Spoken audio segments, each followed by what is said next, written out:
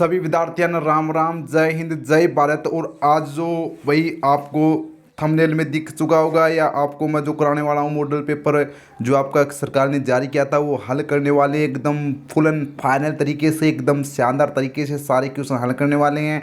और माध्यमिक परीक्षा बोर्ड 2021 में होने वाली है आपकी इसका मॉडल पेपर है, यानी ऐसा ही आपका पेपर है वो आने वाला एग्जाम में। तो प्यारे बच्चों, ठोक दो शेयर, लाइक और चैनल को कर लो सब्सक्राइब, क्योंकि परीक्षा के पास आने वाले हैं इससे भी बेहतर क्लासेज आपके लिए। तो भाई चलते हम पेपर की तरफ। आ जाओ भाई। देखो पहले ये आपको सारणी आपको समझ में आ चुकी होगी। सारणी में समझा देता हूँ थोड़ा मैं। सारणी आपको दे रखी है, खंड 5 खंड है। ए खंड में आएगा क्वेश्चन ए, पहला क्वेश्चन है उसमें 10 क्वेश्चन आएंगे, ठीक है, 10 नंबर के। फिर क्वेश्चन 2 से 11 तक क्वेश्चन है वो एक एक नंबर के आएंगे और वो भी 10 नंबर के हो गए, यानी 20 नंबर के। तो एक एक नंबर के सवाल आएंगे आपके। 10 है वो अवैध आएंगे और 2 से 11 तक एक एक लाइन के रिक्त स्थान वाले क्वेश्चन आएंगे। आगे बात समझ में क्लियर। खंड ब में यानी बी खंड में आपके क्वेश्चन आएंगे 8 और प्रत्येक क्वेश्चन होगा 2 नंबर का, इसलिए टोटल अंक कितना हो गया 16। खंड सी में आएंगे क्वेश्चन 4 और प्रत्येक क्वेश्चन 4 है वो 4 नंबर के आएंगे, यानी अंक भार हो गए इनका 16। खंड डी में आएंगे आपके क्वेश्चन 2 5 नंबर के, इसलिए 10 नंबर हो गई। खंड ई में आएंगे क्वेश्चन 3 और 6 नंबर का होगा। अरे ये मैंने 6 12 6 तिया 18, यानी ये क्वेश्चन बहुत ही मोस्ट है, यानी 18 नंबर ले आना है अपन। अब देखो भाई आ जाओ क्वेश्चन की तरफ। खंड ए पढ़ते हैं, ठीक है। फोटो ने ए महीने ले जाऊँ ए, हाँ 88, ठीक है। और ऊपर स्वाइप कर लूँ, हाँ आ लियो। अब भाई पहला क्वेश्चन है खंड जो हम ए हैं, खंड ए पढ़ने वाले हैं। तो खंड ए में पहला क्वेश्चन निम्नलिखित प्रश्नों में दिए गए सही विकल्प का चयन कर उत्तर पुस्तिका में लिखिए, यानी आपको उत्तर पुस्तिका में आपको जो सही विकल्प है वो चूज करना और उसको फिर अपनी उत्तर पुस्तिका में लिखना है। जैसे आपका आंसर इसमें मैं बताऊंगा कैसे लिखना आपको और कैसे बोर्ड में लिखना है एकदम शानदार तरीके से। और भाई क्लास ने शेयर कर दियो ज़्यादा से ज़्यादा। पहला क्वेश्चन है सामान्य रक्तचाप सिस्टोलिक डायस्टोलिक होता है। तो सीधी सी बात है, यानी सामान्य रक्तचाप मैंने आपको मेरे प्यारे बच्चों जो भी मेरे ऑफलाइन क्लास वाले और जो भी ऑनलाइन क्लास वाले देख रहे हैं उनको मैंने बताया है। ये पहले पाठ का सवाल है भोजन एवं मानव स्वास्थ्य वाला। इसमें मैंने आपको बताया है कि सामान्य रक्तचाप है वो होता है 120 अधिकतम और मिनिमम होता है 80। जो अधिकतम है उसको बोलते हैं सिस्टोलिक, क्या बोलते हैं रे, सिस्टोलिक बोलते हैं। और जो मिनिमम होता है उसको बोलते हैं डायस्टोलिक। आगे बात समझ में, ठीक है। अब बात करते हैं हम, तो इसका ऑप्शन सीधी सी बात है ए हो जाएगा, यानी 120 से 80, ठीक है।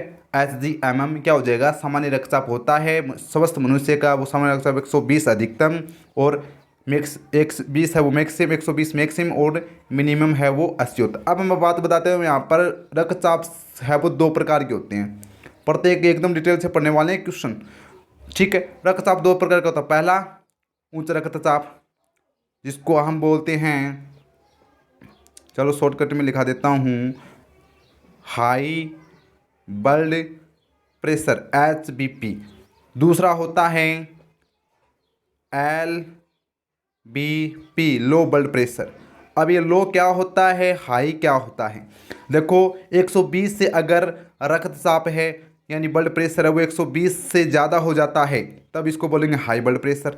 अगर रक्तचाप का मान है वो 80 से कम हो जाता है तो उसको बोलेंगे लो ब्लड प्रेशर। तो बताओ समझ में आई को नहीं यार, टेंशन ना लियो थे, शेयर कर दो क्लास ने, ठीक है। जितना भी तुम्हारा भाई बहन है, दोस्त है, फ्रेंड है, वन जो 10th क्लास में ना अब की बार बोर्ड की परीक्षा देने आ रहा है वन सर ने ये क्लास ने शेयर कर दियो, क्योंकि बहुत शानदार क्लास है यार। बहुत इससे मोस्ट में मुझे लगता है क्वेश्चन बहुत आएंगे इससे, इसी पेपर से आ जाएंगे क्योंकि मोस्ट क्वेश्चन है। अगला क्वेश्चन है वो भी पार्ट 1 से आया है, ठीक है। विटामिन सी का रासायनिक नाम मैंने बताया आपका, विटामिन सी का रासायनिक नाम एस्कोर्बिक अम्ल। कौन सा कोर्बिक रहा है, एस्कोर्बिक, यानी तो इसका हो जाएगा ए, इसका ऑप्शन हो जाएगा ए, एस्कोर्बिक अम्ल हो जाएगा। ठीक है, तो बढ़ते हम अगले क्वेश्चन 3 की तरफ। आयोडीन की कमी से होने वाला रोग, अरे सीधी सी बात है, बहुत बार बताए हो, तीनों नाम बताया रहा है। घेंगा, आयोडीन से घेंगा हो जाए, गायटर हो जाए और गलगंड हो जाए। भाई साहब रोग क्या है, एक ही है, लेकिन ये एक रोग का नाम क्या है, 3 है। तो बात समझ में आनी चाहिए, घेंगा, गायटर और गलगंड एक ही रोग है और ये तीनों जो नाम हैं वो एक ही रोग के हैं और ये रोग है वो आयोडीन की कमी से होता है। ठीक है, आगे बात समझ में आ रहा है, यानी I2 की कमी से होता है आयोडीन। ठीक है, तो नमक में ये आपको आयोडीन मिल जाएगा। मेंडल ने आनुवंशिक संबंध प्रयोग किस पादप पर किए? बहुत शानदार सवाल है और बहुत ही शानदार सवाल है। फोटो पाया कया आवा रहे, हाँ इन्हें ले लूँ एक बार क्योंकि क्वेश्चन आनुवांश से इन्हें। हाँ अब आ जाओ, देखो मेंडल ने आनुवंशिक संबंध प्रयोग किस पे किया? आपको पता है मेंडल वाला पार्ट जो 3 का पार्ट था हमारा आनुवंशिकी। ठीक है, इसमें मुझे पता है टमाटर पर तो भाई कोई सब्जी थोड़ी बन हो, टमाटर पे को नहीं करियो, सेब ना कोई जिक्र को नहीं हो, गाजर को तो नाम ही को नहीं आयो कटा। बच गयो के ऑप्शन सह बच गयो थारकन, तो यानी उद्यान मटर पर क्या किया मेंडल ने आनुवंशिकी प्रयोग किया? तो बताओ समझ में आ रहे हो को नहीं आ रहे हो रहे, और शानदार तरीके से समझ में आ रहे हो मेरे हिसाब से। तो अगला 5वां क्वेश्चन है, प्रथम उत्पादित प्रतिरक्षी है। तो प्रथम उत्पादित प्रतिरक्षी मैंने बताया है IgE नो, IgD नहीं, IgG नहीं, बच गया क्या द। तो मेरे प्यारे बच्चों शेयर कर दो, IgM है वो प्रथम उत्पादित प्रतिरक्षी है। वही शानदार क्लास अगर लग रही है तो शेयर ज़रूर कर दियो। ठीक है, क्योंकि कल वो मैं लाइव आया था लेकिन नेटवर्क प्रॉब्लम एरर आ रहा था, तो इसलिए मैंने लाइव है वो 4 मिनट का आया था, इसलिए मैं सॉरी आपसे मेरे प्यारे विद्यार्थियों को परेशानी हुई तो इसलिए मैं माफ़ी मांगता हूँ। लेकिन इसलिए मैंने ये ऑफलाइन है वो वैसे क्लास बना दी है, आप इसको देख लेना लाइव जैसा ही है, कोई टेंशन लेने की ज़रूरत को नहीं है। ठीक है, अब भाई अगला क्वेश्चन है सर्वदाता, 6ठा क्वेश्चन है, 6th क्वेश्चन है सर्वदाता रक्त समूह है। तो सर्वदाता रक्त समूह एक तो बतायो थाने AB और एक है O, यानी 2 की डिटेल आप बात करें। AB के है सर्वग्राही है, क्या रहे सर्वग्राही। ठीक है, सर्वग्राही और है सर्वदाता। सर्वदाता बहुत शानदार तरीके से ये पाठ पढ़ा था हमने। ठीक है, यूट्यूब पर देख लेना जिसने ये जो पाठ नहीं देखे। और मैं एक बड़ा जो हमारा 3 दिन की छुट्टी होगी ना पेपर वाले में, उसमें 3 दिन के भीतर एक बड़ा वीडियो डालूंगा, रिवीजन क्लास होगी जो मेरी, यानी पूरे चैप्टर हैं वो हम कवर करने की कोशिश करेंगे। 4-5 घंटे की लंबी क्लास होने वाली है, बोर्ड पर, ऐसे स्क्रीन रिकॉर्ड पे नहीं, बोर्ड पर होने वाली है, शानदार तरीके से करने वाले हैं। तो इसका ऑप्शन क्या हो जाएगा रे, सर्वदाता रक्त समूह है वो O हो जाएगा, इसका ऑप्शन ब। ठीक है, और सर्वग्राही AB हो जाएगा अगर सर्वग्राही होता तो, लेकिन सर्वदाता है तो इसलिए O हो जाएगा इसका आंसर। रक्त समूह की खोज किसने की? मेंडल जी तो कौन करी, बेटसन ना जिक्री को नहीं, रदरफोर्ड को भी नाम को नहीं आयो। तो बचियो कौन है? कार्ल लैंडस्टीनर बचियो ने। तो भाई जी ये कौन करी रक्त समूह की खोज की थी? कार्ल लैंडस्टीनर ने। ठीक है, आगे बात समझ में। अगला क्वेश्चन देखते हैं, इमली में पाया जाने वाला अम्ल। अरे वाह, बहुत शानदार पाठ है, यानी जो हमारा 5 का पाठ था दैनिक जीवन में रसायन उस पाठ से क्वेश्चन उठा है। तो दैनिक जीवन में रसायन है, मैंने बेसिक रासायनिक के जो 2 पार्ट है वो अब डालने वाला हूँ, और ये 5 का और 6 का पार्ट की भी मैं क्लास यहाँ पर आपको परीक्षा से पहले डाल दूंगा, शानदार तरीके से मैंने समझाए हैं, बनाए हैं। ठीक है, तो यानी इस इमली में पाया जाने वाला मतलब कौन सा है भाई? इमली में भाई जी स्ट्रिक अम्ल क्या पाए जा रहे हैं? स्ट्रिक अम्ल। और एसिटिक अम्ल तो सिरका में पाए जाए। हाइड्रोक्लोरिक अम्ल जठरस में पाया जाता है। ये ऑप्शन एक। टार्टरिक अम्ल नीचे द दिख रहे हो ना, यो द दिख रहे हो ना, टार्टरिक अम्ल, यानी द इसमें इमली में टार्टरिक अम्ल पाया जाता है। स्ट्रिक संतरे में स्ट्रिक अम्ल पाया जाता है, नींबू में स्ट्रिक अम्ल पाया जाता है। ठीक है, ये मैंने आपको लिखाए थे नींबू। और आपको पूछे कि भाई चिंटी के डंक में, ये बहुत बार क्वेश्चन पूछ चुका है, यानी इसमें से अमल वाले में से जो मैंने स्टार्टिंग में बताए थे पक्का क्वेश्चन उठेगा। चिंटी के डंक में भाई फॉर्मिक अम्ल, नाम याद रखना, फॉर्मिक कौन सही करें? फॉर्मिक, सिरके में, सिरका में पाया जाता है एसिटिक अम्ल, ये सिरके में पाया जाता है, सिरका में पाया जाता है एसिटिक अम्ल। ठीक है, जठरस में हाइड्रोक्लोरिक अम्ल। ठीक है, संतरे में, नींबू में ये जो स्टिक अम्ल, टार्ट्रिक अम्ल है वो इमली में पाया जाता है। ठीक है, तो इसको ऑप्शन द हो जाएगा। बढ़ते हैं हम क्वेश्चनों, अब थे ना जाओ गुरु जी, हाँ 18 जाओ। ठीक है, हाँ भाई, दोनों दिशाओं में होने वाली अभिक्रिया कौन सी है? तो सीधी सी बात है, मैंने आपको बताई थी भाई, ऑफलाइन क्लास मैंने स्कूल में बताई थी। स्कूल में मैं बच्चों को पढ़ाता हूँ, बच्चे भी ये मॉडल पेपर जरूर देखेंगे। उन्होंने कहा कि सर मॉडल पेपर है वो, उसका आंसर शीट है वो डाल दो। ठीक है, तो भाई ऑफलाइन क्लास वालों जो भी देख रहे हो, तो उसका आंसर मैंने आपको बताया है कि भाई एक दिशा में जो अभिक्रिया चलती है वो तो होती है अनुत्कर्मणीय, अनुत्कर्मणीय। ठीक है गुरुजी, तो गुरुजी मैं पूछ रहे हैं दोनों दिशाओं में चला उनके कहाँ? तो सीधी सी बात है, जो दोनों दिशाओं में, आधा तीर एक तरफ, आधा तीर एक तरफ, ये दोनों दिशाओं में, यानी कौन सी? उत्कर्मणीय अभिक्रिया बोलते हैं इसको। यानी जो दोनों दिशाओं में चलती है मेरे प्यारे बच्चों, उस अभिक्रिया को हमें कौन सी बोलेंगे ना? उत्कर्मणीय अभिक्रिया। ठीक है, अनुत्कर्मणीय एक केवल एक दिशा में चलती है। ठीक है, और अपचयन अभिक्रिया जिसमें हाइड्रोजन जुड़ता है और ऑक्सीजन निकलता है। ऑक्सीकरण अभिक्रिया जिसमें ऑक्सीजन जुड़ता है और हाइड्रोजन निकलता है, उसे ऑक्सीडेशन रिएक्शन बोलेंगे। आगे बात समझ में? ठीक है भाई, आ जाओ अगले क्वेश्चन पर। 10th क्वेश्चन, प्रकाश का वेग सर्वाधिक होता है और मोस्ट इंपोर्टेंट क्वेश्चन है, 3 स्टार लगा लो इस पे, पक्का आएगा, पक्का 3 स्टार। ठीक है, यानी निर्वात में सर्वाधिक प्रकाश का वेग होता है, पानी में नहीं होता है, कांच में नहीं होता है, ग्लिसरीन में भी नहीं होता है। तो यानी क्या होगा? निर्वात में क्या है? प्रकाश का वेग सर्वाधिक होगा। ये आपके उत्तरमाला दे रखे हैं, मैंने बताए वही हैं। चलो अब आते हैं क्वेश्चन नंबर 2 पर। क्वेश्चन 1 के 10 अवैध क्वेश्चन है वो कंप्लीट हो चुके हैं मेरे प्यारे बच्चों। अब हम क्वेश्चन 2 की तरफ आते हैं। तो आ जावा कह रहे हैं, लो आ गया गुरुजी, आ जाओ गुरुजी, याद लियो। हाँ, तो भाई निम्नलिखित प्रश्नों के उत्तर एक पंक्ति में देना, पत्ती नाम आएगी, पंक्ति में देना रे। हाँ, तो लेंस को परिभाषित कीजिए। भाई सीधी सी बात है, लेंस को नहीं, लेंस शक्ति को परिभाषित कीजिए। तो मेरे प्यारे बच्चों, आपको मैंने power of lens equal to बताया था 1/स्मॉल ऑफ, यानी फोकस दूरी।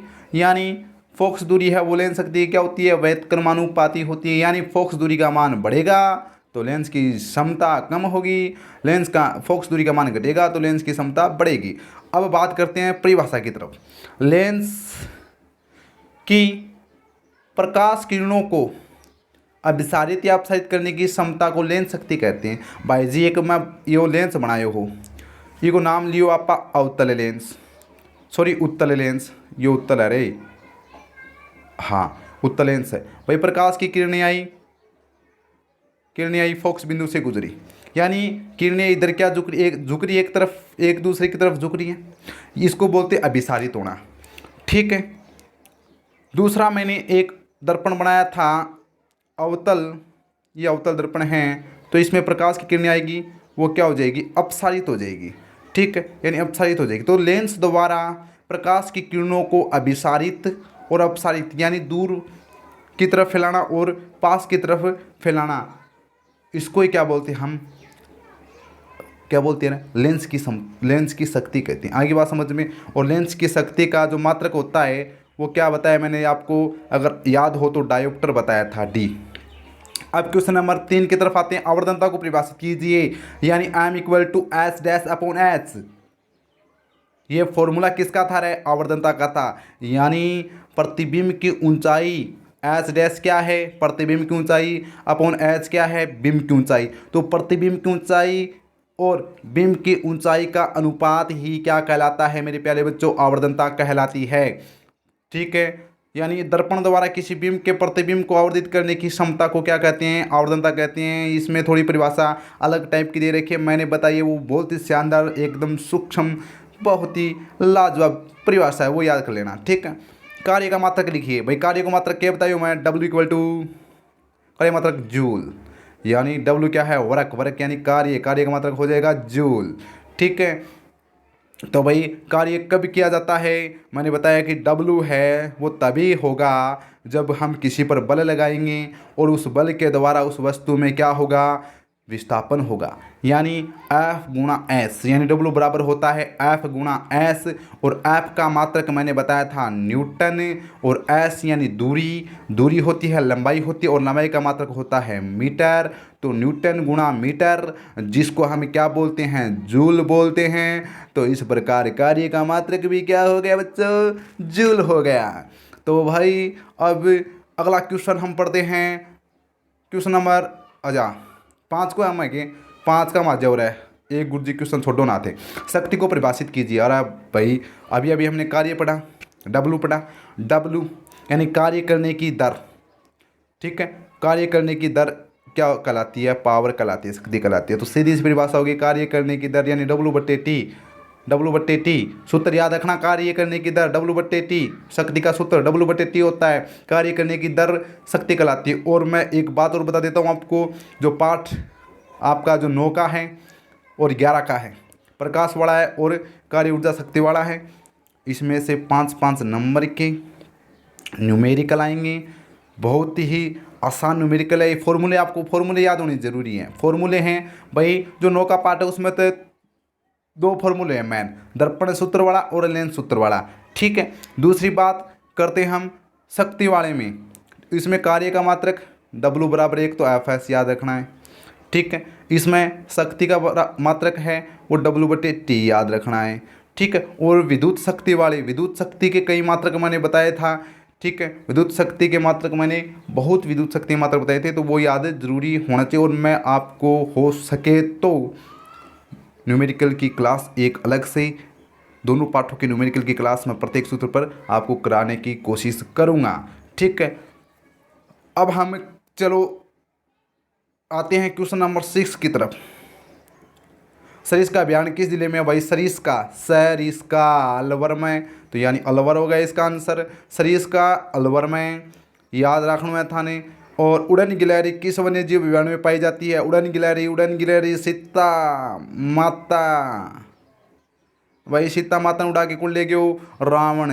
तो उड़न गिलहरी कटे उड्डे सीता माता अभयारण्य में। ठीक है, लॉजिक आप थे थोड़ी सी याद रखियो। ठीक है, तो और सीता माता अभियान खटे है प्रतापगढ़, जो हमारा राजस्थान का 33वां जिला है, जो 2008 में बनाया था। तो ये सब याद होना चाहिए तारे भी। अगला है स्थानबंध प्रजाति। अरे बहुत बढ़िया क्वेश्चन है, बहुत मोस्ट क्वेश्चन है। 3 स्टार 3 स्टार 3 स्टार। उड़न गिलहरी वाला भी 3 स्टार 3 स्टार 3 स्टार। स्थानबद्ध प्रजाति किसे कहती हैं भाई? ऐसी प्रजातियां जो एक क्षेत्र विशेष में पाई जाती है उसे स्थानबद्ध प्रजाति कहती हैं। ऐसी प्रजातियां जो एक क्षेत्र विशेष में पाई जाती है उसे स्थानबद्ध प्रजाति कहते हैं। जैसे मान लो ये कोई क्षेत्र है, ठीक है, और ये मान लो कोई अलग क्षेत्र है। ठीक है, अब मान लो, चलो इसको मान लो इतना बड़ा कोई क्षेत्र है। ठीक है, इसमें इस क्षेत्र यानी अलग अलग क्षेत्र दे रखे हैं। मैंने 4 क्षेत्र बनाए हैं अलग अलग। इसको मैं अब ये इस क्षेत्र मैंने टिमके क्या है, इसमें मान लो कोई विशेष जातियाँ पाई जाती है जीवों की जो इनमें नहीं पाई जाती तीनों में, तो यानी या अन्य कहीं स्थान पर विश्व में नहीं पाई जाती। यानी ऐसी जातियाँ जो केवल एक स्थान पर पाई जाती है, जो विश्व के अन्य स्थानों पे नहीं पाई जाती, बहुत ही सूक्ष्म मात्रा में मिलती है, ऐसी प्रजातियाँ स्थानबद्ध प्रजातियाँ कहलाती है। जैसे भाई ताल छापर अभयारण्य किसके लिए प्रसिद्ध है? काले हिरणों के लिए प्रसिद्ध है। तो काले हिरण है वो अन्य क्षेत्रों में नहीं पाए जाते हैं। ठीक है, उड़न गिलहरी है वो अन्य क्षेत्रों में नहीं पाई जाती, वो केवल सीता माता अभयारण्य में पाई जाती है। यानी ऐसे क्षेत्र जो केवल विशेष जातियों के लिए प्रसिद्ध है, विशेष क्षेत्र में पाई जाती है, पूरे संसार में नहीं पाई जाती, ऐसी जातियाँ स्थानबद्ध जातियाँ कहलाती है। ठीक है, आगे हुए समझ में। अब चला आगे आप क्वेश्चन 9 की तरफ। हाँ, अरे तू बट करूँ आगे बीच में। हाँ, रिक्त स्थानों की पूर्ति कीजिए। 3 क्वेश्चन होगा थारा रिक्त स्थान बढ़ना रहा। तो भाई सीधी सी बात है, अंतर्राष्ट्रीय जैव विविधता दिवस को मनाया जाता है भाई अंतर्राष्ट्रीय जो जैव विविधता दिवस है, बायोडाइवर्सिटी है, इंटरनेशनल बायोडाइवर्सिटी, ठीक है, कब मनाया जाता है? तो वो आपको आंसर आपको याद होना चाहिए, 22 मई, यानी 22 मई को अंतर्राष्ट्रीय जैव विविधता दिवस है, वो मनाया जाता है बच्चों। आगे बात समझ में। 10वां क्वेश्चन है, भारत का राष्ट्रीय जलीय जीव। तो जलीय जीव सीधी सी बात है केवे है गांगे डॉल्फिन। कौन सी डॉल्फिन रहे? गांगे डॉल्फिन। डॉल्फिन, गंगे डॉल्फिन क्या है भाई? भारत की है, वो राष्ट्रीय जलीय जीव है, ठीक है। भारत का राष्ट्रीय पक्षी पूछे तो मोर, ठीक है। भारत का राष्ट्रीय पशु बाघ, तो ऐसे याद रखना है आपको। अगला क्वेश्चन है 11 का, जीव जंतुओं में पाए जाने वाली विभिन्नता, विषमता तथा पारिस्थितिक जटिलता को कहते हैं। यानी यह परिभाषा किसकी है बच्चों? यह परिभाषा जैव विविधता की है। किसकी है? जैव विविधता की है। तो सीधी सी बात है, याद रखिए जैव विविधता किसे कहते हैं? यानी जीव जंतुओं में पाए जाने वाली विभिन्नता, विषमता को ही हम जैव विविधता कहते हैं। आगे बात समझ में, ठीक है, समझ में आ जानी चाहिए थारे। अब हमें हमारे क्वेश्चन है वो कंप्लीट हो चुके हैं। अब क्वेश्चन हम चलते हैं 12 की तरफ। निम्नलिखित को सम्मिलित कीजिए। निम्नलिखित को सम्मिलित कीजिए। तो भाई इसमें आपको कॉलम ए दे रखा है जिसमें विटामिन दे रखे हैं, और कॉलम बी दे रखे हैं जिसमें विटामिन की कमी से होने वाले रोग दे रखे हैं। और पहलो पार्ट को सवाल है यो, और मैं थाने बहुत शानदार तरीका हूँ यो पार्ट समझायो हो, ठीक है। और कम से कम 2 बार रिवीजन भी करा दियो ऑफलाइन क्लास में, ठीक है। हाँ तो भाई विटामिन ए की कमी से कौन सा रोग होता है? तो मेरे प्यारे बच्चों, विटामिन ए की कमी से आपको बताना है रतौंधी। रतौंधी यानी रात को नहीं दिखने वाला रोग, रतौंधी, रात में नहीं दिखता, ठीक है। रतौंधी याद रखना, ठीक है गुरुजी, ठीक रख लेंगे याद। विटामिन सी, सी से सकरवी, सकरवी यानी मसूड़े से खून आना, सी से सी सकरवी, सी सकरवी, ठीक है, ये ऐसे याद रखना, ठीक है। अब किधर गया और क्वेश्चन और नाम है वो ऊपर चलते हैं हम। ये आ जाओ आ जाओ आ जाओ जी, आ जाओ जी, आ जाओ जी। हाँ अरे गुरुजी अब थे इन्ना का जाओ जी, ठीक है, और ऊपर आ जाओ जी, आ लियो। हाँ अगला है विटामिन डी। विटामिन डी की कमी से होता है रिकेट्स। कौन सा रोग रहे? रिकेट्स, रिकेट्स, ठीक है, यानी हड्डियाँ कमज़ोर हो जाती है रिकेट्स के रोग से, ठीक है। और विटामिन B3 की कमी से पेलेग्रा, पेलेग्रा रोग हो जाता है। पपड़िया फपड़िया है वो होठों पर, मुख पे जांकें हो जाती हैं, इसलिए पेलेग्रा रोग है वो। विटामिन B3 से पेलेग्रा बन जाएगा, विटामिन डी से रिकेट्स हो जाएगा, ए से रतौंधी हो जाएगा। तो ऐसे आपको याद रखना है, ठीक। अगला क्वेश्चन है 13 का क्वेश्चन है, मेडल ने अपने प्रयोग के लिए मटर के पौधे को ही क्यों चुना? कारण स्पष्ट कीजिए। भाई मंडल बढ़िया लागे हो गयो, मटर को पौधे तो चुने हो गयो, ठीक है। तो भाई सीधी सी बात है, कारण क्या स्पष्ट करना है इसमें आपको बताना है कि मेंडल जी ने मटर के पौधों का चयन इसलिए किया क्योंकि मटर का पौधा क्या होता है? 1 वर्षीय पादप होने के कारण कम समय में अनेक पीढ़ियों का अध्ययन करना संभव था। यानी मटर को पादप क्यों हो रहा है? 1 वर्षीय, यानी 1 वर्ष में है वो कई किस्म है वो दे सकता है, कई अपनी पीढ़ियाँ है वो उत्पन्न कर सकता है। इसलिए भाई कम समय में, आजकल भाई टाइम की कने है, कम समय में ज़्यादा काम करना चाहे, ठीक है ना। हाँ तो यानी कम समय में ज़्यादा चीज़ें प्राप्त करने चाहते हैं लोग, इसी समय भी तो और भी टाइम। तो भाई मेंडल जी तो कोई वैज्ञानिक मान तो वहाँ तो समय इकट्ठा हो कोई नहीं हो मांकन तो यानी 1 वर्षीय पादप होने के कारण कम समय में अनेक पीढ़ियों का अध्ययन करना किया जाना मटर के पौधे में संभव था। तो पहला कारण ये था मेंडल का कि ये 1 वर्षीय पादप है, कौन रहा है? मटर। दूसरा, द्विलिंगी पुष्प होने के कारण स्वपरागण के द्वारा समीगुमजी पादप अथवा शुद्ध वंशक्रम सरलता से प्राप्त किया जा सकता है। दूसरी बात को भाई साहब मेंडल को जो मेंडल क्या को मटर को जो पौधो है उस पे उसका जो पुष्प होता है वो कैसा होता है, द्विलिंगी। यानी द्विलिंगी का अर्थ यहाँ पर है, द्विलिंगी का अर्थ यहाँ पर है कि दोनों जनक, द्विलिंगी का यानी बाइसेक्सुअल का क्या है, बाइसेक्सुअल का अर्थ यहाँ पर है द्विलिंगी। अब देखो सीधी सी बात है, नर और मादा दोनों जनक अगर एक ही पुष्प में पाए जाते हैं तो उसको द्विलिंगी पुष्प कहते हैं। जिससे दोनों एक ही पुष्प में पाए जाएंगे तो दोनों से जो स्वपरागण कराएंगे ना, तो उससे जो संतति बनेगी वो क्या बनेगी, शुद्ध बनेगी। ठीक है। और जो भाई दूसरी साइड से लाएंगे परागण तो भैया जो संतति है वो विषम युग्मजी बनेगी। तो यानी जो ये पादप है ना मटर का, इसमें द्विलिंगी पुष्प पाए जाते थे, इसलिए स्वपरागण आसानी से हो जाता था, समयुग्मजी पादप प्राप्त किए जा सकते थे और शुद्ध वंशक्रम सरलता से प्राप्त किया जा सकता था। इसलिए भाई मेंडल ने क्या सोचो, मटर आपने जच्ची आप पे प्रयोग करेंगे। तीसरा, विपूषण विधि द्वारा कृत्रिम पर परागण आसानी से किया जा सकता था, यानी विपूषण विधि द्वारा, ठीक है, जिसे बोरा वस्त्रण विधि भी कहते हैं, द्वारा शुद्ध वंशाक्रम है वो आसानी से किया जा सकता था। ठीक है। चौथा क्या था, मेटर के पौधे के विभिन्न विप्यासी लक्षणों के जोड़े पाए जाते हैं। भाई यो मोस्ट है, भाई मटर के पौधे में कितने विप्यासी लक्षण के जोड़े पाए गए थे, 7 गुरुजी 7।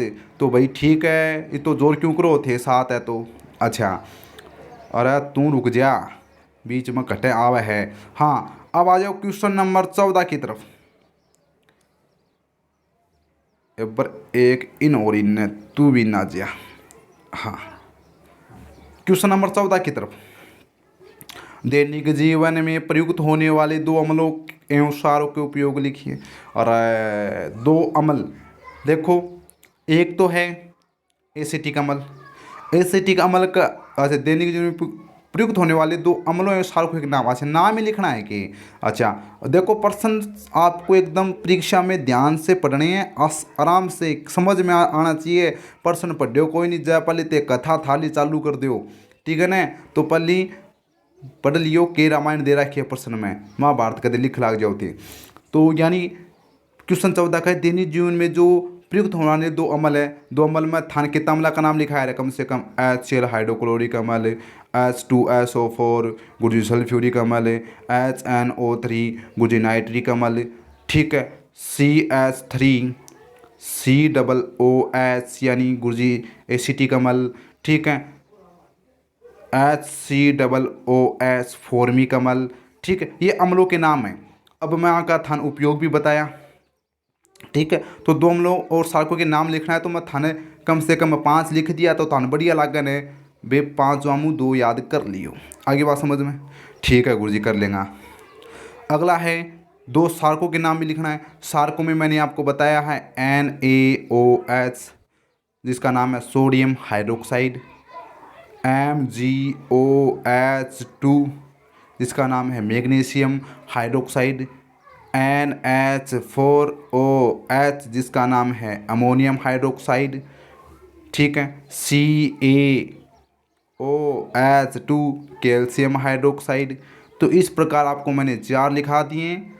NH4OH यानी अमोनियम हाइड्रोक्साइड दुर्बल क्षारक है, सोडियम हाइड्रोक्साइड प्रबल क्षारक है, मैग्नीशियम हाइड्रोक्साइड भी दुर्बल क्षारक है, कैल्शियम हाइड्रोक्साइड प्रबल क्षारक है, ठीक है। और HCl प्रबल अम्ल है, H2SO4 भी प्रबल अम्ल है, HNO3 भी प्रबल अम्ल है, जो आर्नीस का सिद्धांत था, ठीक है। और दुर्बल अम्ल है वो H2CO3 कार्बोनिल अम्ल है, और CH3COOH यानी ये एसिटिक अम्ल है, ये भी क्या है, दुर्बल अम्ल है। तो ये याद रखियो थे। अब आ जाओ क्वेश्चन नंबर 15 की तरफ। भाई वन्य जीवों के विलुप्त होने के 2 कारण लिखिए। और बहुत शानदार क्वेश्चन है, 3 स्टार लगा लियो, 3 स्टार लगा लियो। भाई वन्य जीव है, जीव जंतु है, वो धीरे धीरे विलुप्त क्यों हो रहे हैं। डायनासोर अचानक विलुप्त क्यों हो गया, यानी डोडो पक्षी है वो विलुप्त क्यों हो गया, हमने पढ़ा था लेसन नंबर 14 में और 12 में, ठीक है। तो 14 क्या हो रहा है, 12 को पाठ है उसमें पढ़े हो आप, ठीक है ना।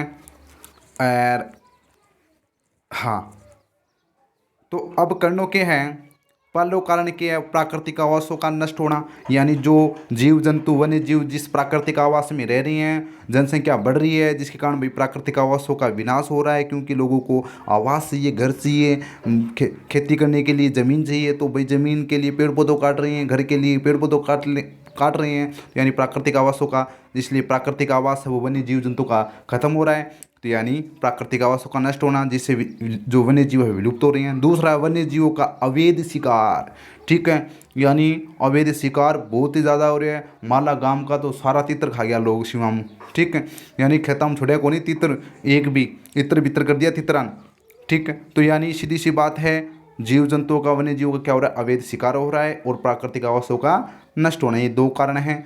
विलुप्त होने के और कारण भी बता सकता हूँ मैं।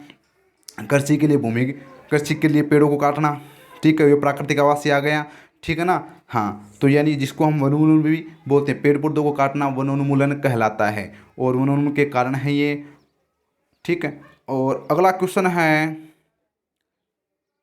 16 का क्वेश्चन है, संकटग्रस्त प्रजातियों को विलुप्त होने से बचाने के लिए राष्ट्रीय स्तर पर प्रयास किए जा सकते हैं, दो सुझाव दीजिए। भाई संकटग्रस्त यानी जिस प्रजाति पर संकट मंडरा रहा है, यानी जो आने वाले समय में क्या हो जाएगी, वो भी क्या हो जाएगी, विलुप्त हो जाएगी, खत्म हो जाएगी, संकट मंडरा रहा है, उसको संकटग्रस्त प्रजातियाँ कहती हैं। और राष्ट्रीय स्तर पर क्या प्रयास किए जाने चाहिए इनको बचाने के लिए? तो भाई प्रयास है वो करने चाहिए, पहला कि जैव विविधता का उपयोग ऐसा उपयोग जिससे यह लंबे समय तक उपलब्ध रहे, यानी जैव विविधता का ऐसा हमें उपयोग करना है जिससे लंबे समय तक इसका उपयोग बना रहे, सभी लोग करते रहें, ठीक है। दूसरा, देश के जैविक संसाधनों के उपयोग, देश के जैविक संसाधनों के उपयोग से होने वाले लाभों का समान वितरण, ताकि ज़्यादा से ज़्यादा लोगों तक पहुंच सके।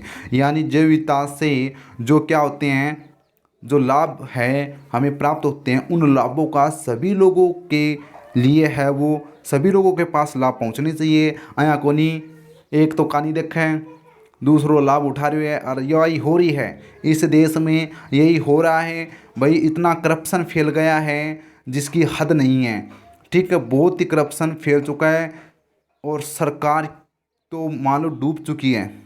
सरकार कुछ न तो युवाओं की तरफ देख रही है, न बच्चों के लिए देख रही है, ठीक है। तो हम इसकी बात नहीं करेंगे, हम राजनीति में नहीं घुसेंगे, हम पढ़ने आए हैं तो पढ़ेंगे, ठीक है। हाँ, तो ये आपको हमें क्या करना चाहिए, दो संकटग्रस्त प्रजातियों के लिए बचाने के लिए राष्ट्रीय दो कदम उठाने चाहिए। पहला, जैव विविधता का उपयोग, ऐसा उपयोग जिससे ये लंबे समय तक बने रहें, और देश में जैविक संसाधनों का उपयोग होने वाले लाभों का समान वितरण करें, ताकि ये ज़्यादा से ज़्यादा लोगों तक पहुंच सके। अब अगला सवाल है विश्व इंस्टीट्यूट, देखो आपनो चैनल है अजय तू कौन गए, हाँ देखो, पृथ्वी का आंतरिक संरचना का नामांकित चित्र बनाइए, 3 स्टार लगा लो भाई जी, 3 स्टार, बहुत मोस्ट इंपोर्टेंट क्वेश्चन है। अब देखो पृथ्वी की संरचना, देखो पल्लो थान एक आया करनो है, फिर उसके अंदर एक लाइन और खींचनी है, फिर उसके अंदर था ना एक लाइन और खींचनी है, या पृथ्वी की संरचना बनेगी। अब नाम दे दो, जो बाहर की परत है इसको बोलते हैं भूपटल,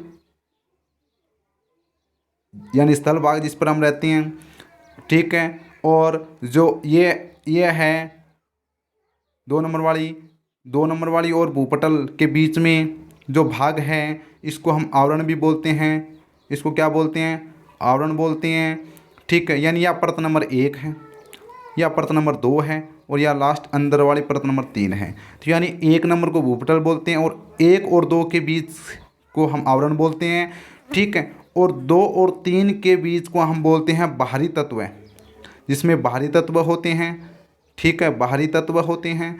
और आंतरिक परत होती है जिसको हम बोलते हैं, जिसमें अंदरूनी तत्व होते हैं, अंदरूनी, ठीक है।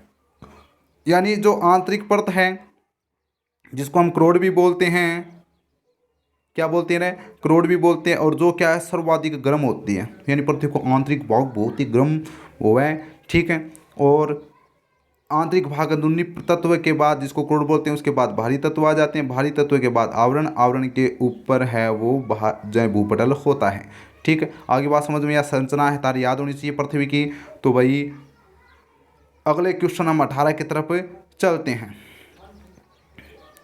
18 की तरफ आ गया। अब थे गुरुजी इन आ जाओ, और अब बीच में घटा चल गया रह ठीक है। हाँ, तू इन आ जया। हाँ, और गुरुजी थे भी ना जाओ। हाँ, अब क्वेश्चन है वो 18 का है, सुमेलित कीजिए। सुमेलित करनो आपा नहीं तो अब कर दें गुरु जी के टेंशन आपा 14 को पाठ पढ़ो, जंतुओं और पादपों के आर्थिक महत्व, उसमें हमने पढ़ा था एकदम शानदार तरीके से उस पाठ को। तो आपको मैंने वैज्ञानिक नाम बताए थे, तो गेहूं का वैज्ञानिक नाम टिटिकम एस्टाइवम, टिटिकम एस्टाइवम। मक्का का जिया जायरे जाए जिया मेज। चना का, मक्का का है जिया मेज। चना का साइसर एरिटिनम, और चावल का ओराजा सेटाइवम, ओराइजा सेटाइवम। तो इस प्रकार से आपको ये मिलान करना है। आगे बात समझ में। अब हम बढ़ते हैं क्वेश्चन नंबर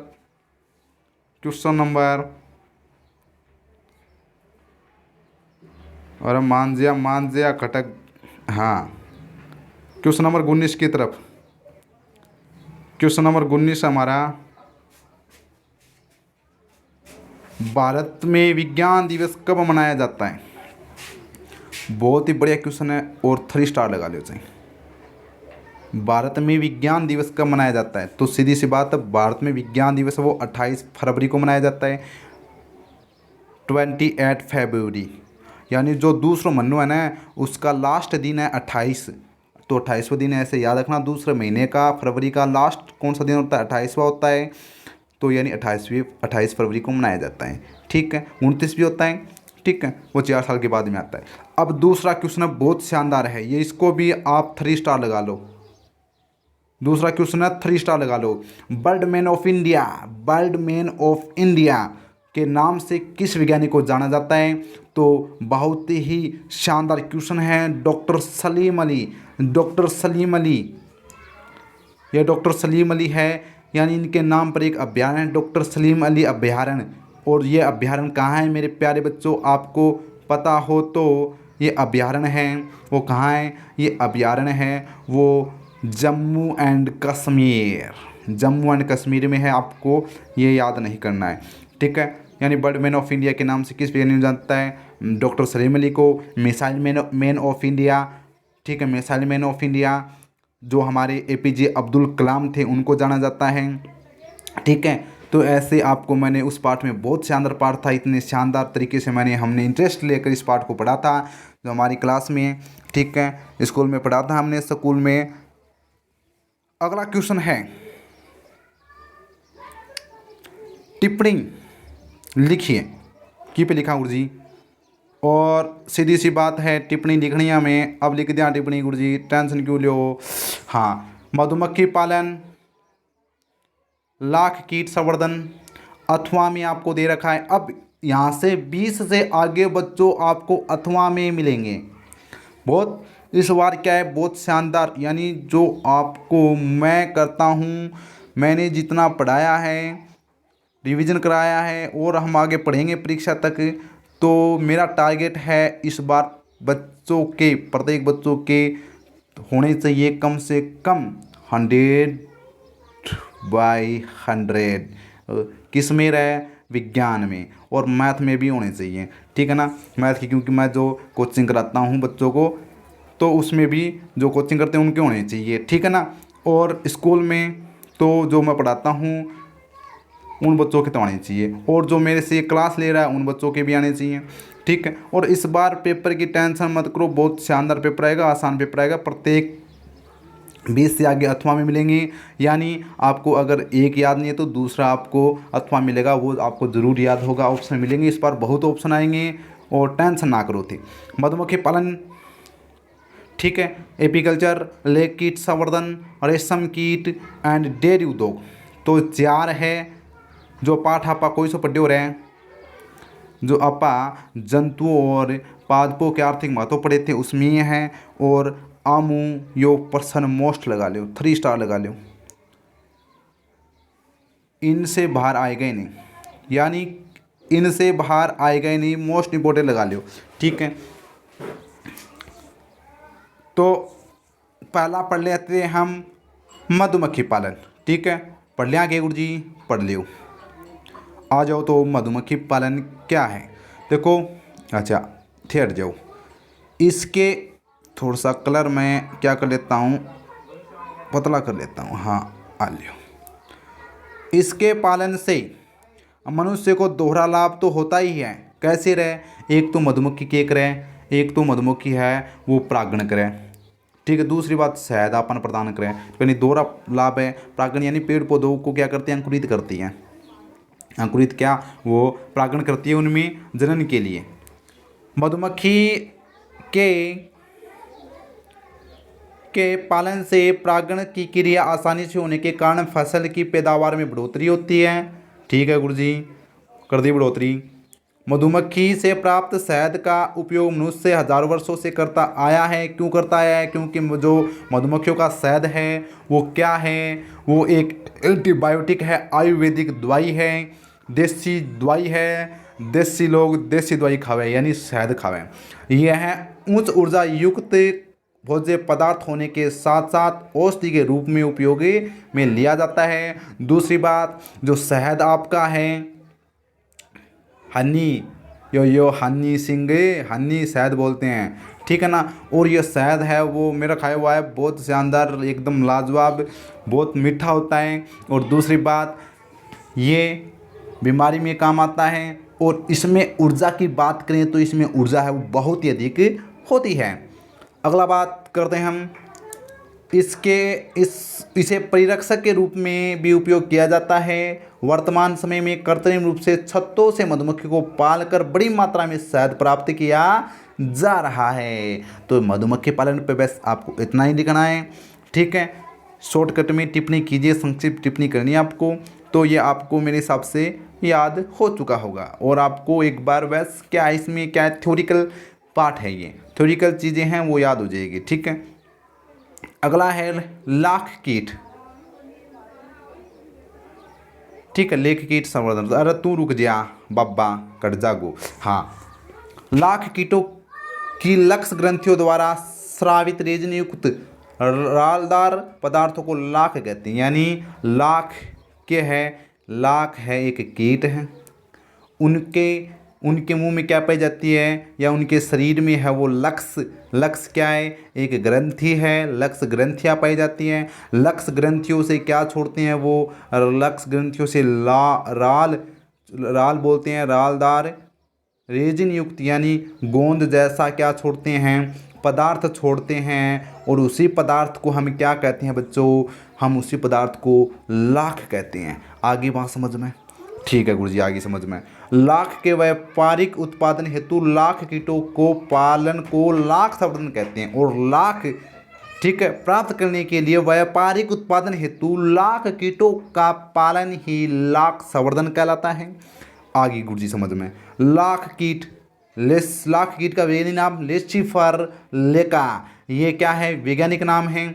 जो लाख कीट है ना, लाख कीट, इसका वैज्ञानिक नाम क्या है, लेसिफर लेका, ठीक है ना, लेसिफर लेका, ठीक है। छोटे आकार का रेंगने वाला ये सल के कीट है जो समय द्वारा स्रावित लाख से बने आवरण में बंद रहता है। जो द्वारा जो स्रावित लाख होता है उसका जो क्या बना लेता है, ये आवरण बना लेता है और इसमें क्या रहता है, ये बंद रहता है। और यह आवरण इसे क्या करता है, सुरक्षित रखता है। देश में प्रतिवर्ष इसकी 4 फसलें प्राप्त होती है। तो और लाख संवर्धन है वो एक देसी तरीके से और एक विदेशी तरीके से 2 प्रकार से होता है, मैंने आपको पाठ में पढ़ाया था, ठीक है। अब अथवा आ जाओ, आजा रेशम की डोर बनी, हाँ जो गानों में मन तो नहीं आ रहा है। हाँ, अब अथवा का उत्तर है रेशम कीट, रेशम का धागा, रेशम की डोरी, ठीक है। ऐसे कीट जो रेशम जैसा धागा है उत्पन्न करते हैं उन्हें रेशम कीट कहते हैं। और रेशम के हैं, एक कीट को नाम है, यो केक रहे, यो जो रेशम है वो केक रहे उत्पादित करे। तो यानी ऐसे कीट जो रेशम जैसा धागा उत्पन्न करते हैं उन्हें रेशम कीट कहते हैं। और जो रेशम कीट को व्यापारिक व्यावसायिक तौर पर पालते हैं उनको रेशम कीट पालन कहते हैं। आगे होगी बात समझ में। इनमें से शहतूत की पत्तियों पर वृद्धि करने वाली रेशम कीट की जातियाँ बोम्बिक्स मोराई है, वो हम आगे पढ़ने वाले हैं। ठीक है, तो यानी इनमें से शहतूत की पत्तियों पर वृद्धि करने वाली रेशम कीट की जाति ऊपर आ जाते हैं वापस यारी बोम्बिक्स मोराई। अब गुरुजी थे ही ना जाओ, रुक जाओ रे, थे भी ना जाओ। हाँ, बोम्बिक्स मोराई प्रमुख है, यानी रेशम कीट है वो शहतूत का जो पेड़ है, शहतूत की पत्तियां हैं उन पर ज़्यादा है वो रेशम कीट का उत्पादन किया जाता है। और ठीक है, और कौन सी बोम्बिक्स मोराई है वो जाति। ठीक है, अब भारत में इसकी एक वर्ष में 2 से 7 पीढ़ियाँ तैयार कर ली जाती है। किसकी रेशम कीट की कितनी प्रजातियाँ तैयार कर ली जाती हैं भारत में है वो 2 से लेके 7, 2 से 7 तक की पीढ़ी है ना, वो तैयार कर ली जाती है। लार्वा में एक जोड़ी लाल ग्रंथि पाई जाती है, जो रेशम कीट का क्या होता है, लार्वा होता है। ठीक है ना, लार्वा। और उस लार्वा में क्या पाई जाती है, लाल ग्रंथियाँ पाई जाती है। कौन सी ग्रंथि रहे, लाल ग्रंथि। ठीक है, और जिनमें रेशम ग्रंथियाँ, जिन्हें हम रेशम ग्रंथियाँ भी कहते हैं, जो क्या छोड़ती हैं, रेशम छोड़ती है। और पूर्ण विकसित लार्वा भोजन करना बंद कर अपने चारों ओर रेशम के धागों का श्रवण कर, यानी जिन्हें रेशम ग्रंथियाँ कहते हैं। पूर्ण विकसित लार्वा भोजन करना बंद कर अपने चारों ओर रेशम के धागों का श्रवण कर समय पूर्ण तब बंद हो जाता है। अब इसे कोकून कहते हैं। रेशम धागे का इसी अवस्था से प्राप्त किया जाता है, यानी भाई केकड़ा हैं, जो रेशम कीट हैं वो क्या है, उसमें लाल ग्रंथियाँ पाई जाती हैं जिसे हम रेशम ग्रंथियाँ भी कहते हैं। और पूर्ण विकसित लार्वा है वो भोजन करना जब बंद कर देता है तो वह अपने चारों ओर रेशम का धागा क्या कर देता है, चारों ओर छोड़ता है, श्रवण करता है।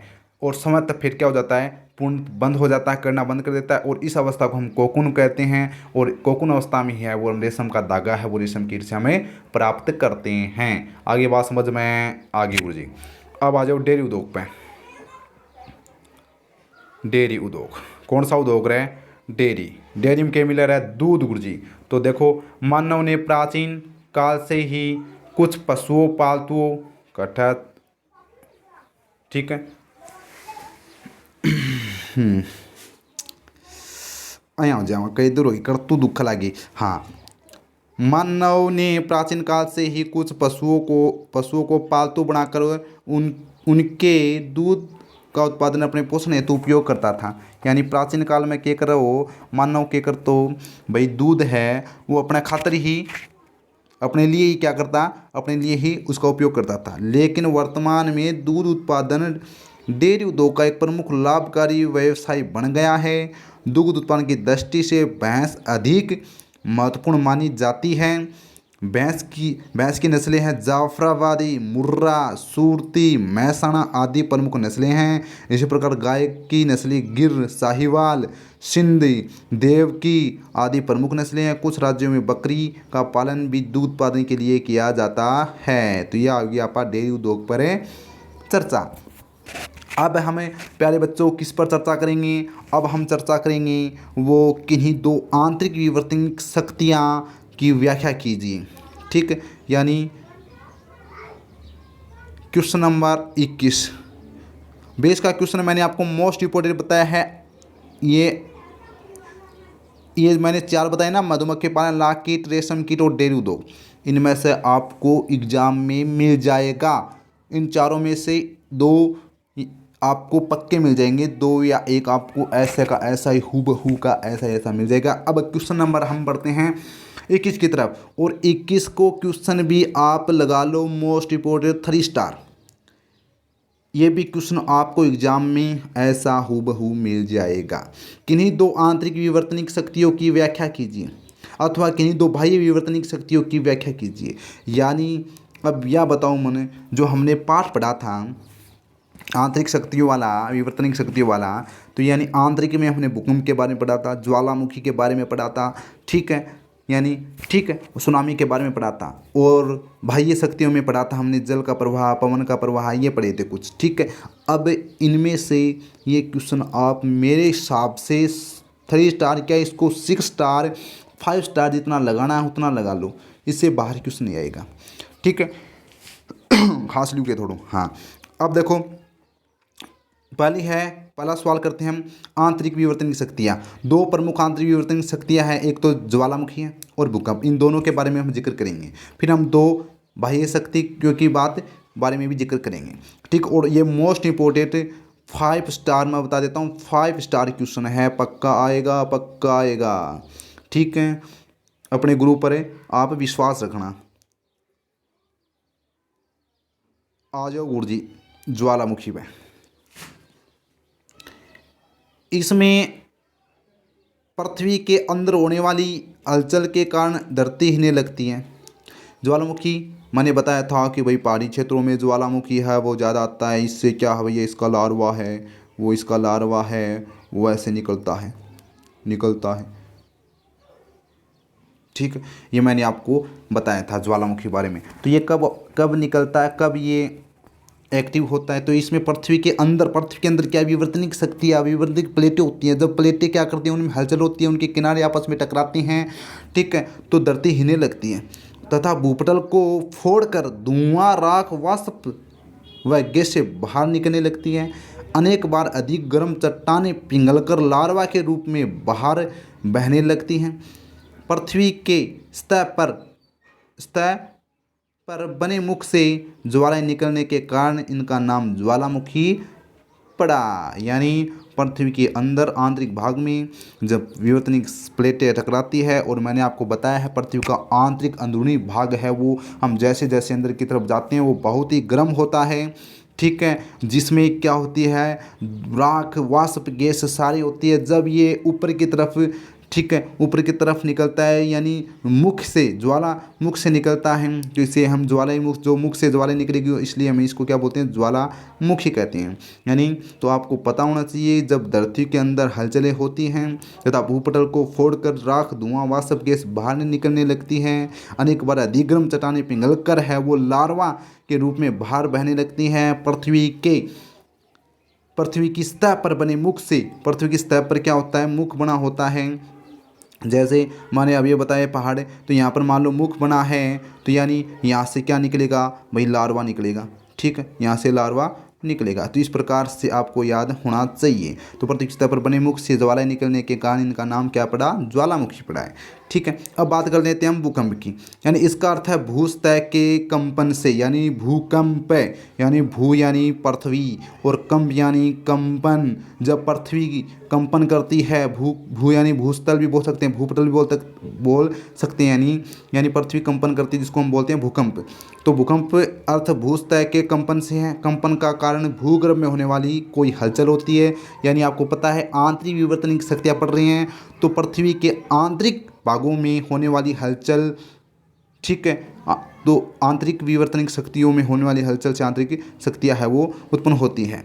तो वर्तमान में प्लेट विवर्तनिक सिद्धांत के आधार पर भूकंप की व्याख्या की जा सकती है। भूकंप अपनी तीव्रता के अनुसार पृथ्वी की सतह पर क्या करता है, परिवर्तन लाता है। यानी मैंने बताया कि 7 रिएक्टर से अगर भूकंप का पैमाना है, भूकंप को मापते हैं, तो इसका पैमाना अगर 7 रिएक्टर से ज़्यादा है तो बहुत ही विनाशकारी भूकंप होता है। 6 और 7 के बीच में भी मतलब नुकसानदायक होता है। 5, ठीक है, 5 और 6 के बीच में थोड़ा नॉर्मल होता है। तो इस प्रकार मैंने आपको बताए हैं। फिर अगला अथवा वाले हम बात करते हैं, 2 किसकी बात करते हैं, हम 2 बात करते हैं बाह्य विवर्तन की शक्तियाँ, अपक्षय की शक्तियाँ या अपक्षय की शक्तियाँ। भाई क्यों है वह देखो, सूर्य की गर्मी, वर्षा, पारा, वायु भौतिक रूप से चट्टानों को तोड़ती रहती हैं। यानी अब से मैं थान के बताइए, आपा क्लासरूम में आपा यो लेसन पढ़ रहा, तो मैं बताइए अपक्षय शक्तियाँ क्या होती है। मान लो कोई पत्थर है, सूर्य के प्रकाश से क्या होगा, ये पत्थर क्या होगा भैया, गर्म होगा एकदम। ठीक है, रात को भी सूर्यास्त हो जाएगा शाम को, तो भी रात को पूरे 12 घंटे क्या रहेगी, ठंड रहेगी, तो ये पत्थर क्या हो जाएगा, ठंडा हो जाएगा अचानक। तो यानी गर्म ठंडा, गर्म, यानी इस प्रकार से ये गर्मी कभी तो यानी सिकुड़ता रहता है, फैलता रहता है, सिकुड़ता रहता है, फैलता रहता है। इस कारण ये अचानक क्या हो जाएगा, अपने आप टूट जाएगा। ठीक है, जिसे हम क्या बोलते हैं, अपक्षय या अपक्षयण कहते हैं। ये अपक्षयण की शक्ति है, बाह्य शक्ति है। आगे बात समझ में। तो ठीक है, सूर्य की गर्मी, वर्षा, पारा, वायु भौतिक रूप से चट्टानों को तोड़ती रहती है। प्रकृति में चलती रहने वाली रासायनिक क्रियाएं जैसे ऑक्सीकरण, कार्बनिकीकरण, जल के अणुओं का जुड़ना, विलयीकरण आदि भी चट्टानों को कमजोर कर उन्हें अपक्षयण में मदद करती है। और अपक्षयण के द्वारा मैंने आपको बताया है, अपक्षयण के द्वारा किसका निर्माण होता है, मृदा का निर्माण होता है। यानी अपक्षयण, सीधी सी बात आपको याद रखनी है, चट्टानों का टूटकर मृदा में परिवर्तित होना अपक्षयण कहलाता है। आगे बात समझ में आगे गुरुजी। तो ठीक है, अब आ जाओ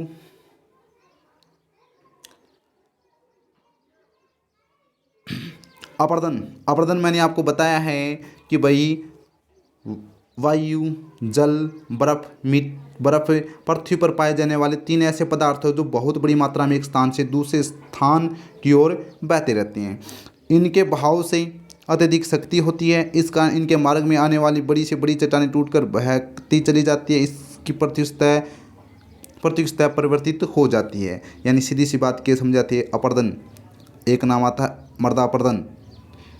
ठीक है, यानी मृदा का एक स्थान से दूसरे स्थान पर हवा के माध्यम से या पानी के बहाव के माध्यम से पहुंचना अपर्दन कहलाता है। आगे बात समझ में। अब आपको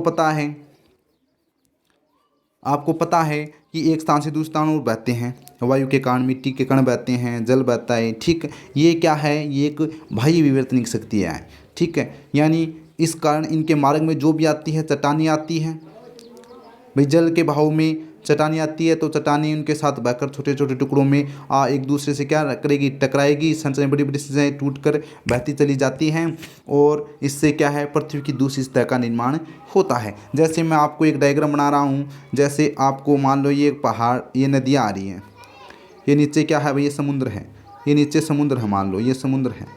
ठीक है, और ये मान लो पहाड़ पर क्या, ये पहाड़ है, ये पहाड़ है, इस पहाड़ पर मान लो ये नदी आ रही है। अब नदी ये कहाँ पर, समुद्र में गिरेगी, लेकिन ये नदी अपने साथ क्या लाएगी, अपने साथ कंकड़ पत्थर, ये आपको पता है छोटी छोटी चट्टानें लाएगी। ठीक, और ये चट्टानें कहाँ गिरेगी, ये समुद्र में गिरेगी। अब समुद्र में गिरेगी तो समुद्र के इस भाग में, तली के भाग में भाई ये कंकड़ पत्थर एकत्रित होते जाएंगे, ऊपर उठते जाएंगे।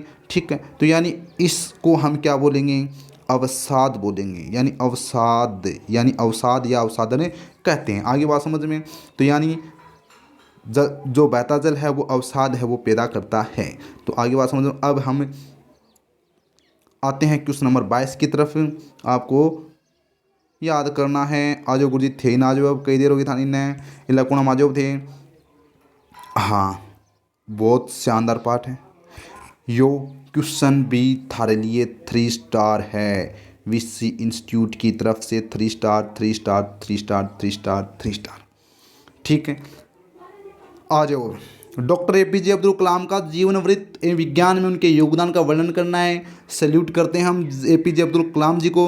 और सर सीवी रमन जी के जीवन वृत्त एवं विज्ञान में उनके उद्देश्य का योगदान याद रखना है। यानी जो आपका पाठ है 18 का, ठीक है, वैज्ञानिकों का योगदान भारत में, तो उसमें से आपको ये पर्सन मोस्ट है, ये पर्सन क्या तो आ ही जाएगा पक्का। उसके बाद आपको कौन सा क्वेश्चन याद रखना है, उसके बाद में आपको जो सरक जी हैं, सरक जी से मोस्ट सुश्रुत जी हैं। ठीक, ये आपको याद रखनी है। दूसरी बात, आपको कौन से वैज्ञानिक है, डॉक्टर सलीम अली।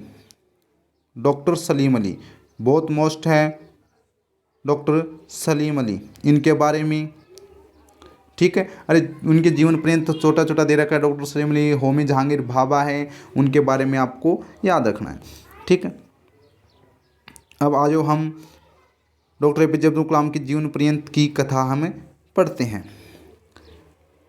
इनका जन्म तमिलनाडु के रामेश्वरम जिले के धनुषकोडी कस्बे में 15 अक्टूबर 1931 को हुआ। तो भाई आपको पूछे कि हमारे जो एपीजे अब्दुल कलाम हैं, कलाम जी है, उनका जन्म कब हुआ? उनका जन्म है वो 15 अक्टूबर 1931 को तमिलनाडु के रामेश्वरम जिले के धनुषकोडी कस्बे में हुआ था। आगे बात समझ में?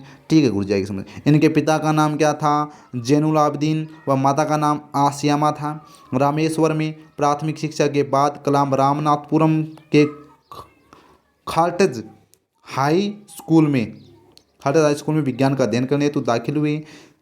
ठीक है, अयाहुरे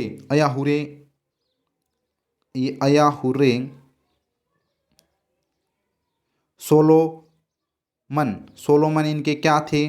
प्रेरणा स्रोत थे। ये मोस्ट है, यानी भाई आपसे पूछे कि डॉक्टर एपीजे अब्दुल कलाम के प्रेरणा स्रोत कौन थे? अय्याहुर्रे सोलोमन के प्रेरणा स्रोत बने। 1954 में एरोनॉटिकल इंजीनियरिंग हेतु मद्रास इंस्टीट्यूट ऑफ टेक्नोलॉजी में दाखिल हुए। 1958 में कलाम रक्षा अनुसंधान यानी वह विज्ञान संगठन में हायरक्राफ्ट परियोजना पर पृष्ठ वैज्ञानिक के रूप में नियुक्त हुए। 1962 में प्रोफेसर एम.जी. मेनन कलाम को भारतीय अंतरिक्ष अनुसंधान संगठन यानी इसरो, अब इसरो के जो प्रमुख है, चीफ है, वो कौन है? आपको याद रखना चाहिए, के सिवान है। क्या है? कौन है? के सिवान है। ठीक है, भारत के चीफ इसरो। ठीक है, अब भाई साहब कलाम बन गए। ठीक है, 1962 में बन गए एम.जी. मेनन कलाम को भारतीय अंतरिक्ष अनुसंधान यानी इसरो संगठन में ले गए। डॉक्टर कलाम 2002 से 2007 तक यानी 5 साल के रहे। ये हमारे भारत के प्रधानमंत्री भी रहे। प्रधानमंत्री क्या कर राष्ट्रपति रहे। 5 साल राष्ट्रपति का इनको हमारे देश की सेवा करने का मौका मिला। और 1997 में उन्हें भारत रत्न से सम्मानित किया गया। यानी भारत रत्न कब मिला इनको? 1997 में। ठीक है, 27 जुलाई 2015 को IIM शिलांग, ठीक है, में भाषण देते हुए उनकी हृदय गति रुक जाने से इनका निधन हो गया। यानी शिलांग में भाषण दे रहे थे। ठीक है, यानी जो मेघालय की राजधानी थी, यानी 27 जुलाई 2015 में IIM शिलांग में क्या भाषण दे रहे थे? 2015 की ये बात थी। ठीक है, तो इनका निधन वहाँ पर हो गया हार्ट अटैक के कारण। अब है विज्ञान में इनका योगदान देख लेते हैं। कलाम ने नासा से रॉकेट प्रेक्षण तकनीक का प्रशिक्षण प्राप्त किया तथा भारत का पहला rocket Nike Apache, most important question, 1 number question यहाँ से पूछ सकता है कि जो कलाम जी थे उन्होंने प्रथम भारत का पहला रॉकेट कौन सा छोड़ा था? नाइके अपाचे छोड़ा था। इनके नेतृत्व में SLV-3 ने सफल परीक्षण उड़ान भरी थी। रोहिणी उपग्रह वो प्रक्षेपित किया सही तरीके से। अंतरिक्ष में उन्होंने समन्वित निर्देशित मिसाइल का कार्यक्रम 1983 के तहत पृथ्वी, अग्नि, त्रिशूल, नागा, आकाश नामक मिसाइलों का विकास किया। 1998 में पोखरण जो राजस्थान के जैसलमेर जिले में किए गए परमाणु परीक्षण का नेतृत्व भी किया। इन्हें मिसाइल मैन ऑफ भी कहा जाता है। मिसाइल मैन ऑफ इंडिया के नाम से ये जाने जाते हैं। सल्यूट है ऐसे देश सेवी को मेरा और आप सभी का। हमें इनका जन्म है, इनके प्रेरणा स्रोत है, वो हमें याद रखने जरूरी है। तो ये इनका योगदान था। अब आते हैं हम CV रमन जी का जीवन पर्यंत पढ़ लेते हैं अथवा में। ठीक है, यानी सर CV रमन का जीवन पर्यंत, यानी इनका जन्म है वो 7 नवंबर 1888 को तमिलनाडु। इनका जन्म भी तमिलनाडु के तिरुधिरापल्ली शहर में हुआ। इनके पिता चंद्रशेखर अय्यर व माता पार्वती अमल थी। रमन ने वाल्टेर कॉलेज से इंटर परीक्षा यानी प्रवेश परीक्षा उत्तीर्ण की। 1907 में 19 वर्ष की आयु में वो भौतिक विज्ञान में क्या की? उन्होंने MSc परीक्षा उत्तीर्ण की। भारत सरकार द्वारा उन्हें वर्ष 1949 में राष्ट्रीय प्राध्यापक नियुक्त किया गया और 1954 में उन्होंने 6 साल के बाद यानी 1954 यानी 5 साल के बाद उन्हें सर्वोच्च सम्मान भारत रत्न से विभूषित किया गया। 1954 में क्या मिला इनको? भारत रत्न। APJ अब्दुल कलाम को 1997 में मिला। ठीक है। और 20 नवंबर 1970 को इनकी क्या हो गई? मृत्यु हो गई। ठीक है। और उनके सम्मान में रमन प्रभाव, इन्होंने क्या की थी? रमन प्रभाव की भी खोज की थी। तो यानी इनके सम्मान में रमन प्रभाव के उपलक्ष्य में हर वर्ष 28 फरवरी को क्या मनाया जाता है? विज्ञान दिवस मनाया जाता है। यानी रमन प्रभाव की खोज के उपलक्ष्य में हर वर्ष, रमन प्रभाव की खोज किसने की? रमन जी ने की थी। और 28 फरवरी को विज्ञान दिवस मनाया जाता है। विज्ञान में योगदान क्या था इनका? रमन जी ने समुद्र व आकाश का रंग नीला होने का कारण बताया। ठोस, द्रव व गैस का अध्ययन किया।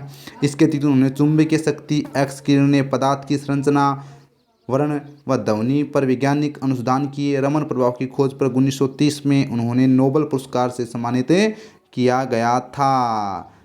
ठीक है। तो ये आपको याद होना चाहिए। ठीक है ना, रमन प्रभाव आपको याद होना चाहिए। अब हम क्वेश्चन नंबर 23 की तरफ बढ़ते हैं।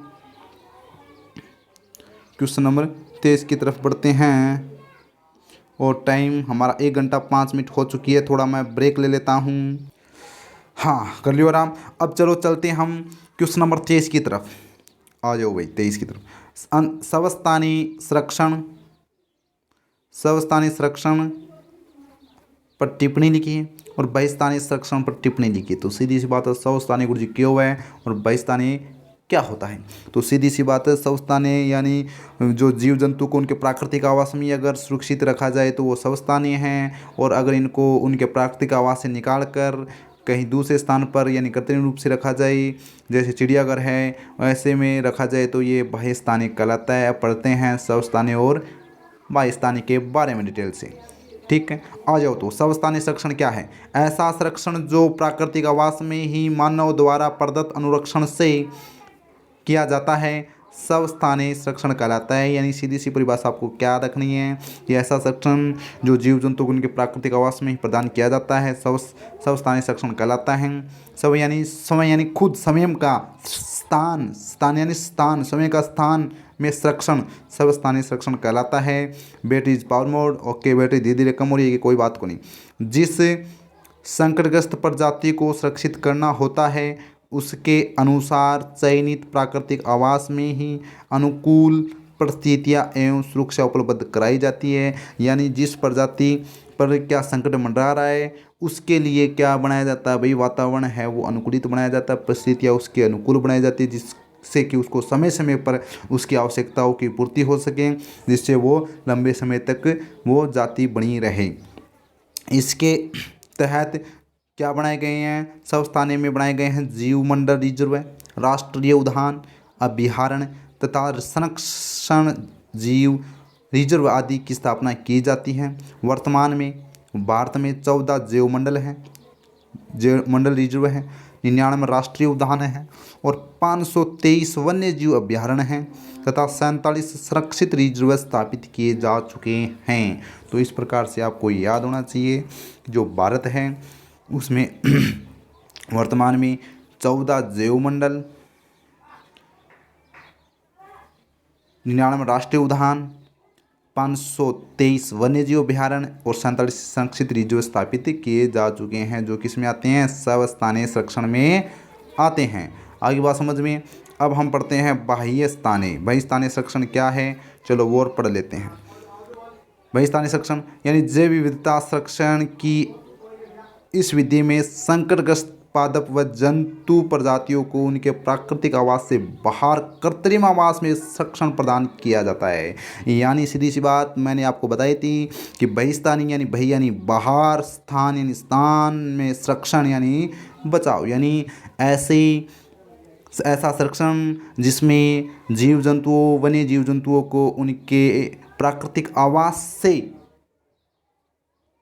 हटाकर दूर उनको कृत्रिम आवास में संरक्षण यानी उनकी सुरक्षा प्रदान की जाती है। ऐसे स्थान को बहिस्तानी संरक्षण कहते हैं। आगे होगी बात समझ में कि पल्ला पड़े हुए दिमाग में कि फिट हो रहे हैं इसके तहत वनस्पति प्रजातियों के संरक्षण हेतु वानस्पतिक उद्यान, बीज बैंक, उत्तक संवर्धन प्रयोगशाला आदि की स्थापना की जाती है। और इसके तहत यानी बहिस्तानी संरक्षण में किस किस कौन कौन से एग्जाम्पल आते हैं, इसमें वानस्पतिक उद्यान यानी बोटनिकल गार्डन बोलते हैं जिसको, बीज बैंक, सीड बैंक एंड उत्तक संवर्धन प्रयोगशाला, ठीक है, वानस्पतिक उद्यान यानी जूलॉजिकल गार्डन, बोटनिकल गार्डन, ठीक है, जूलॉजी यानी जो चिड़ियाघर है, जू है ना, वो इसमें आ जाते हैं बहिस्तानी में। जंतुओं के संरक्षण के लिए चिड़ियाघर आदि की स्थापना की जाती है। संकटग्रस्त पादपों व जंतुओं के जीव जनन द्रव्यों का संरक्षण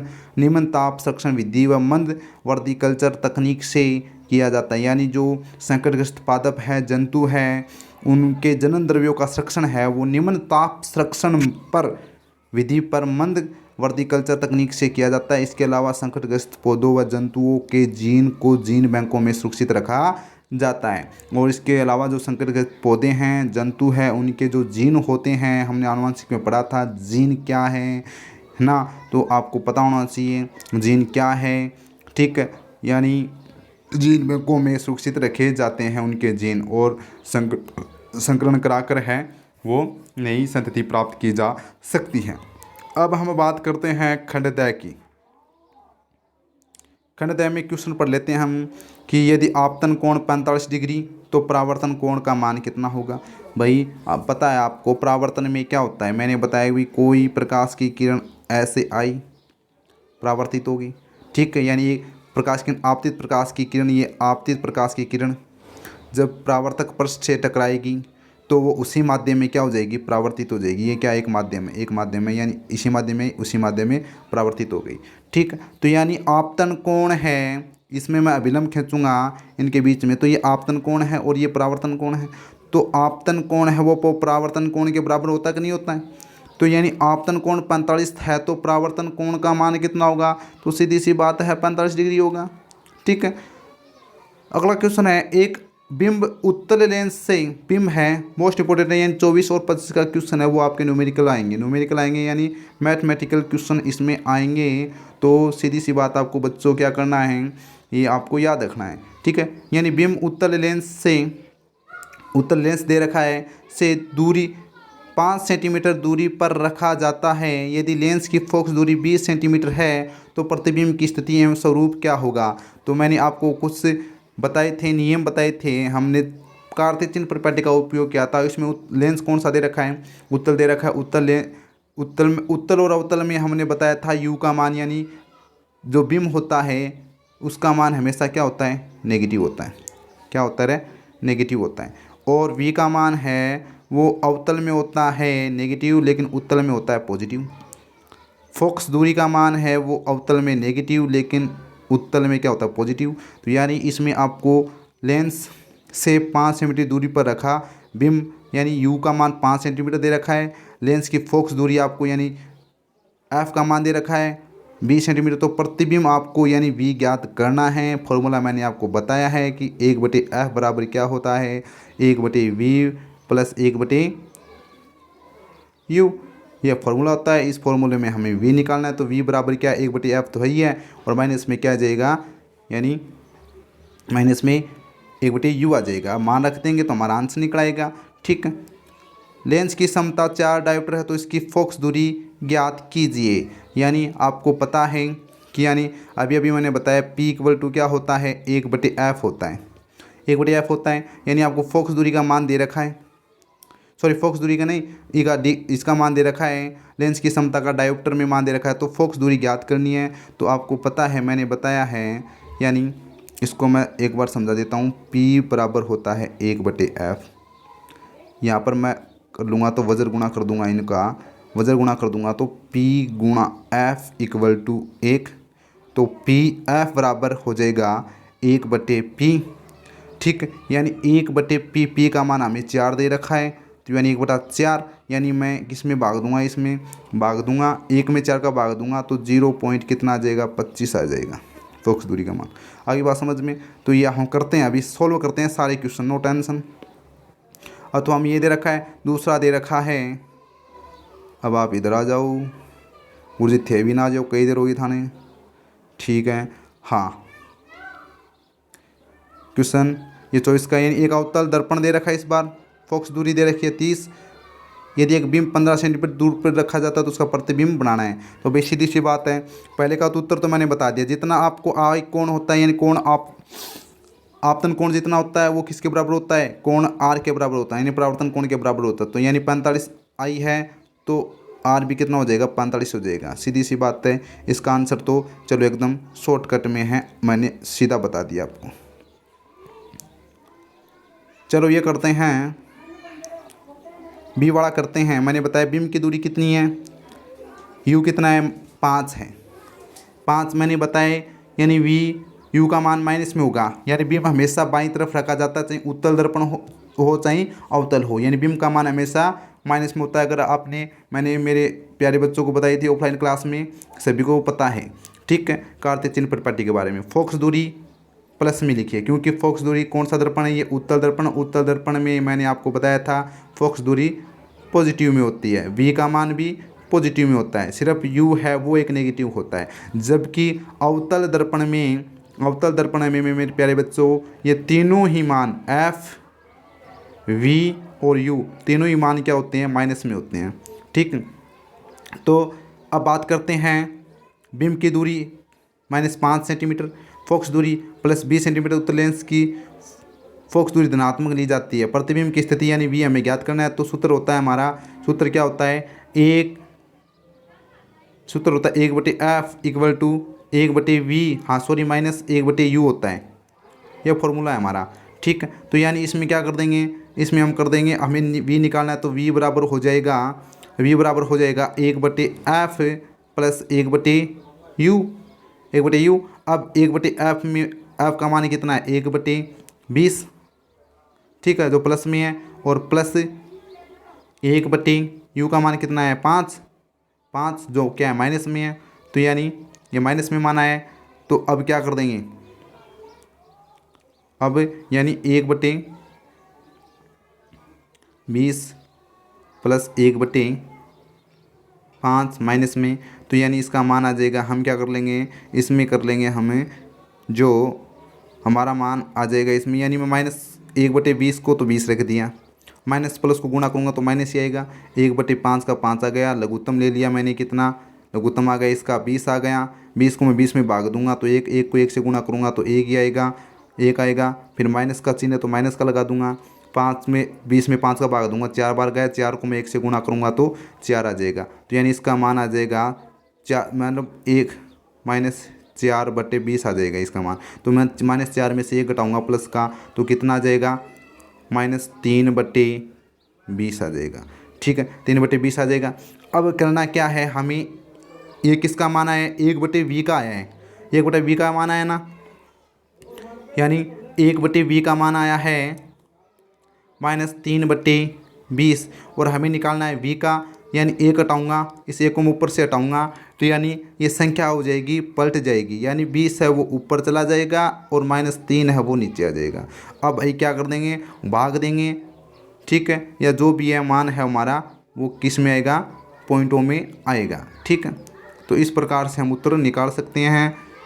ठीक है, तो यानी 20 यानी ऊपर चले गए ना 20, यानी v का मान निकालेंगे तो 20 ऊपर आ जाएंगे, 3 है वो नीचे आ जाएंगे, तो -6 सही 2/3 इसका मान आ जाएगा। 6 सही 2/3 मान कैसे आया, मैंने बताया कि भाई -20 में मैं 3 का भाग दूंगा।